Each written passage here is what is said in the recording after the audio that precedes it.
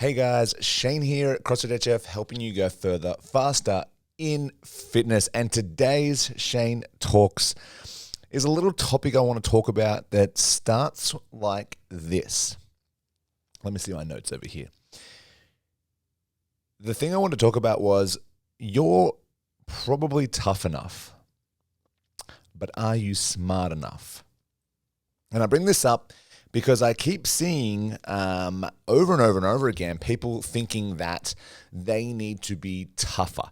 They need to push themselves further and further into the ground to get some sort of result. I am a big believer of discipline over motivation. Do the things that you need to do even when you don't want to do them. That is discipline. The days that you don't feel like showing up is the day that you show up. When you have collectively decided that you are on a rest day, that you are going to do less today or whatnot, then that's okay. But on the days that you have committed to eating well, training well, and doing the things that you want to do, that you know you should do, and that your body goes or your mind goes, nope, not today, then you exercise discipline. You push yourself and you do the things that you need to do even when you don't feel like doing them. That is discipline over motivation. But what I want to talk to you about today is, I know that most of you are tough enough. Most of you have jobs. Most of you have families. Most of you have a lot going on. And that requires a level of toughness, right? Just to be able to balance all that, you have to be a specific, there's a certain amount of toughness involved to be able to balance work, life, family, yourself, happy, all the stuff that we know we must balance. There's a level of toughness. But where I sometimes start to question people's, smarts is here.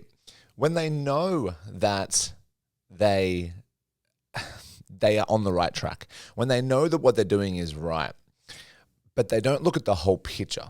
So for example, when someone comes in and solely tries to use training as a weight loss technique, they are tough enough. They are coming in and they are pushing themselves all the way through that session as a way of maybe getting a little bit more weight loss. And then where I ask the question is, are you smart enough?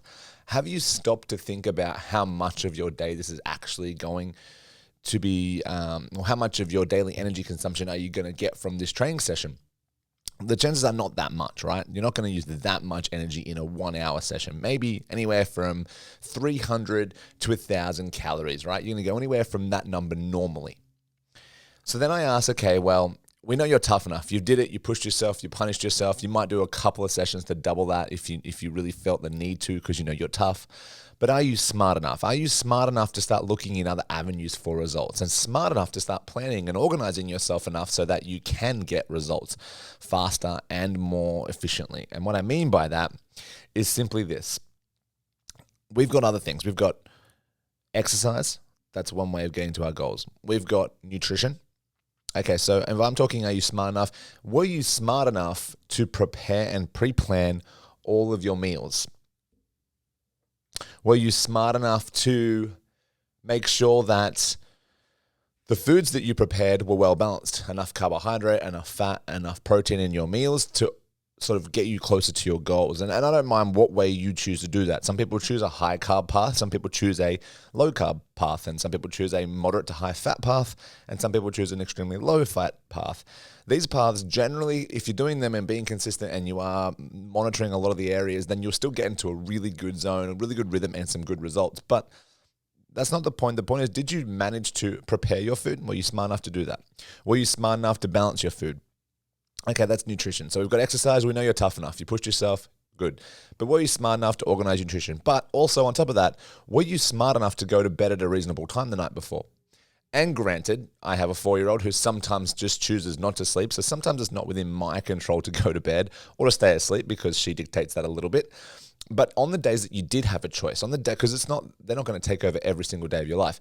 On the days that you had control, had a choice, did you exercise your brains and go, okay, I must be in bed today as early as I can, okay, well before, I normally am if I'm forced to stay awake. So for me, being in bed at a reasonable smart time is about 9:45, 10 o'clock if Quinn goes to sleep when she normally does, which is around 8:30 to 9. So she'll normally go to bed at 8:30 or 9. After she goes to bed, I'll have a little magnesium drink and then I'll wind down a little bit and then go to bed. And that's smart. Okay, that's me. Okay, I know it now. I'm smart enough and I've used my smarts in that area. So you've got to start asking yourself, okay, rather than staying awake and pushing yourself to the absolute limit, trying to get everything done and, figure out what needs to be done tomorrow and all that sort of stuff. It's just getting to bed at a reasonable time, and even maybe getting up earlier to sort of sort out your food or sort out your day is probably a better option, because sleep is so important. And if we miss the time to sleep, I think that's worse than having to wake up earlier. So if I extend my body to like midnight trying to get everything done, and then even if I got a sleep in, it would still be worse than if I went to bed early and woke up at, say, 3 or 4 a.m. That would be a better option, like if I had to choose. So we've got exercise, you're tough enough, you've pushed yourself. We've got nutrition, you've planned and pre-planned what you're going to eat for the entire week, and you've probably pre-planned what you're going to eat for tomorrow especially, and it's a balanced meal of proteins, fats, carbohydrates. Then sleep and weight cycles. You've now prioritized sleep over Facebook scrolling, Instagram, or even if that's not you and you've just got a busy life and you're emailing and doing work because, you just have to. Prioritizing, okay, work is going to be there tomorrow, and, everyone assumes, or the story that they tell themselves, if I don't do the work, I'll get fired. I mean, if you've got an important deadline or a project to get done, hey, this is not the time to be exercising the stuff that I'm talking about, because you don't have the luxury. You've got a deadline. But on the months and the weeks that you can, you need to think, okay, I can get to bed earlier. So therefore, if I want to get forward or push forward in my results and success in the gym and in life, I need to make sure that I prioritize and I'm smart enough to think of going to bed earlier. And then stress. So being able to deload and de-stress. One of the things that I'm personally struggling with the most out of all of these components is managing my own stress. You need to find a whole bunch of things that create happiness within you, and it can't be somebody else. I get stuck into looking for other people to make me happy, right? I might get a little frustrated if I haven't had a good conversation with Chloe recently, because that makes me happy. If we're talking well, if we're communicating well, then I'm happy. That should be a standard, but sometimes that person doesn't really have time for you, and that's not in a negative way. They've got their own stuff going on. So you need to find another way or another option that's going to de-stress yourself. So for me, it's reading. If I'm not studying or reading, I'm not, in my mind, de-stressing. So having the smarts to then go and look at your goals from another avenue and say, okay, now what I need to do is I need to then take my nighttime routine. If I can get Quinn down to bed at, let's say, 8:30, 8:45. It's a good day. And that happens probably more times than not, which is good. 9 o'clock being the worst sort of time we get out of bed, or if not, closer to 10. Anyway, so then from, let's say, on a good day at 8:45, 8:45, I get to bed, and then I make my drink, and then I start doing something to de-stress myself from about 9 o'clock to 9:30. At about 9:30, that's a good half an hour reading. I'm going to get through at least 10 to 25 pages of a book that I'm trying to read easily. So that'll be good. I'll get that done, and I'll feel de-stressed before I go to bed. And then I'll prioritize, and I'll use my smarts, because remember, I know you're tough enough. I know we're all tough enough, but are we smart enough? Are we then smart enough to say, okay, I'm not going to get on my mobile phone at all after Quinn goes to bed, because nothing good is going to happen on there that can't wait till tomorrow. My emails will be there at 7 o'clock when I normally do them. All the Facebook posts I'll be able to watch at another point tomorrow. And so instead of staying awake doing all that and trying to squeeze all that at nighttime, I need to start to think about ways of getting to bed. So from 9:30 to 10 o'clock, I should start to unwind and brush my teeth. And if I need to have a shower and then go to sleep. That's using my smarts, right? And so what I'm trying to remind you all of is that your goals and your success in the gym don't just revolve around how many reps and sets and how much weight you lift. Sometimes it revolves around what you have planned to eat for the next 42 to 52 to 102 days. If the longer you can plan, the better. What type of sleep management you're getting. Are you getting the right amounts of sleep in the right hours? Like I said, if you go to bed late and still wake up late, so you go to bed at midnight and wake up at 9 a.m., that's still not the best. Those hours aren't great. Your body is, after the sun sets, your body is really wanting to start to wind down and go to sleep. But we force it through artificial light, through Facebook, through TV, through conversation at night, through extended periods of work. we force it to stay awake quite late, another 6 hours after sunset, right? So let's say sunset's about 6 p.m.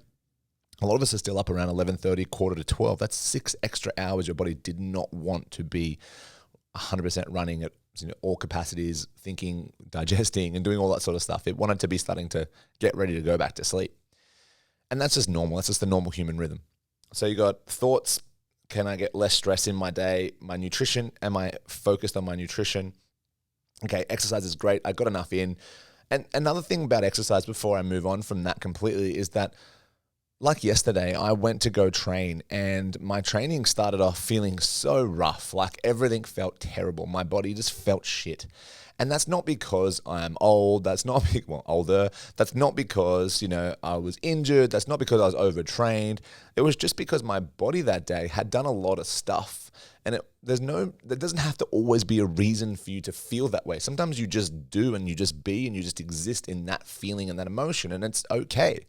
And so I had to give my body a break. I had to say, it's not your fault you feel this way. This is a combination of things that I either have done to you or I have not done to you, right? I have not looked after, I've pushed you too hard. So you're just giving me a bunch of symptoms and signals to let me know and remind me that, okay, today in training, it ain't going to be too hard. It's going to be a whole bunch of movement until you feel good.